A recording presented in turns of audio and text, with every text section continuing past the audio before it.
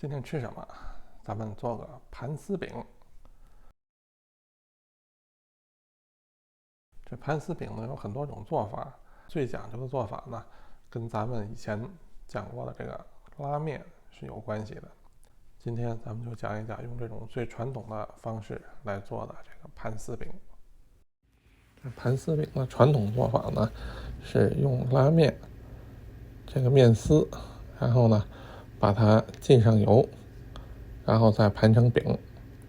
是先做拉面，这个呢相对来说比较麻烦，但是传统上就是这么做的。现在呢有一个简单的做法，如果您不会拉面或者说嫌这个拉面太麻烦了，有个简单的做法，就是您和一个相对比较软的面团，把它醒透了，然后擀成一个面片，大概2毫米、3毫米厚，然后给它切成，就像切面一样，切成这个2-3毫米宽的这个面丝，然后同样是把它浸上油，然后醒透了，一拉就可以了。效果呢也不错。一会儿呢我也做几个这种这个简单方法的这个盘丝饼，您可以比较一下。其实差别倒也不大。我们这个盘丝饼呢，在济南、在北京都有，这个也是比较传统的。我现在呢就很少有人做这个，尤其是传统方法很少有人在做了，也太麻烦。而且这饼呢，人家要卖也卖不了多少钱，所以呢，基本没有人卖这个了。估计时间长了呢，这传统做法可能也会失传。现在这个大家拉面都去卖拉面了，也不拿拉面去做盘丝饼。这个面您如果用拉面的方式来做的话呢，倒不需要把这个面拉得太细。原因是说呢，我们一会儿这个面呢，这个面丝还要浸到油里边。如果您这时候这个面拉得太细的话呢，您在浸油的这个过程当中呢，这面丝容易断。您也别担心它太粗，它不细也没关系。您浸过油之后呢，这个面的延展性还会更好。您在缠的时候，一会儿您看我这个在做这饼的时候，它会让您拉得很细的。所以说不需要把这个面呢拉得太细，就比您吃的那个拉面呢差不多，或者比那吃的拉面还略粗一点，拉个5扣，或者说甚至说这个4扣5扣的差不多就可以了。您拉5扣6扣都可以。然后拉好之后呢，把这个面给它切成段不要整根的，切成段。大概您这就像这样切成大概15公分左右长短的，这就可以。然后呢，把这一绺面给它沾上油每一绺都给沾上油。您可以沾好油之后呢，拿个盘让它再醒一会儿那样的话呢，它这个拉伸的效果就更好。您如果是用这个简单办法，刚才说的那个切的办法也是这么做，后边的步骤都一样。把它缠到手上边缠边拉，您就会发现这个浸过油之后，这面团延展性就更好了可以拉到相当的细。如果用拉面来做这个话呢您如果是这个在油里边泡一会儿，行时间够的话，您可以拉得像头发丝一样那么细。我今天没有做那么细，但是您如果说是这个泡的时间长，完全可以做得到。最后这头可以给它揪掉这样更美观您如果不在乎把它都缠进去都可以。您看这缠好之后，这就已经非常细了。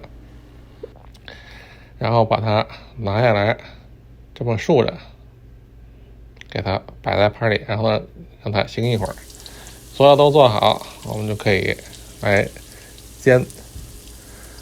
这几个呢是我刚才做的这个就用切的方式来做的不是用拉面做的。您可以看到这个面丝呢略微粗一点，但是一会儿您这个做成之后，您看也是相当不错的也很脆的。我们这个呢煎的时候这个油要稍微多一点，比我们煎包子煎饺子那油要多。油温呢不要高，大概5成热，150度左右就可以了。一面定型就给它翻个个儿，然后稍微再压一压，不要给它压太扁，两面金黄啊就可以了。我建议呢，您这个煎好了之后，最好是能进烤箱再烤一下。原因是一方面呢，您进烤箱烤了之后，这个饼里边它这个油啊会进一步吐出来，您不会担心这个饼会吃油，因为我们煎的时候油相对来说多一点嘛。另一方面呢，您在烤之后会发现这饼呢，它会这个胀起来一点，就是里边这个油会把这个饼顶起来，您烤好之后呢，再稍微捏一下，这个饼就非常的酥脆了。我们烤的时候呢，烤箱要给它预热到450度，大概烤6分钟左右就可以了。你看我们这个两面金黄了吗？我们就可以拿出来，先给它控油。这个盘丝饼呢，做好了之后我们需要稍微给它捏一下，方法就是用这个手给它顶一下，侧面给它捏，然后前面顶一下，饼丝就可以松开。您吃的时候呢，外皮更酥脆，里边更软。这个呢，这锅是我们刚才拉面做的那个，方法是一样，先定型，然后翻面稍微压一压，您注意压的时候不要给它压太扁了，压太扁了呢，它这个里边的这个丝容易粘起来，而且呢，您吃的时候压太扁，您煎过再烤过呢，它里边的芯儿容易变硬。如果您希望这个外酥内软的话，您这饼呢，一方面可以稍微做大一点，另一方面呢，让它稍微厚一点，就可能得到这个效果。你看我们这烤好之后，给它像这样稍微顶一下，用手也行，用筷子也可以顶一下，侧面再给它一捏，这个丝就都松开了嘛。这样我们这个饼就好了。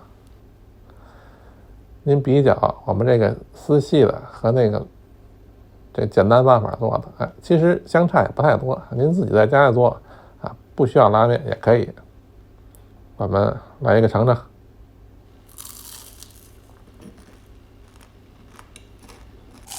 又酥又脆，芯儿还挺软，您也试试呗。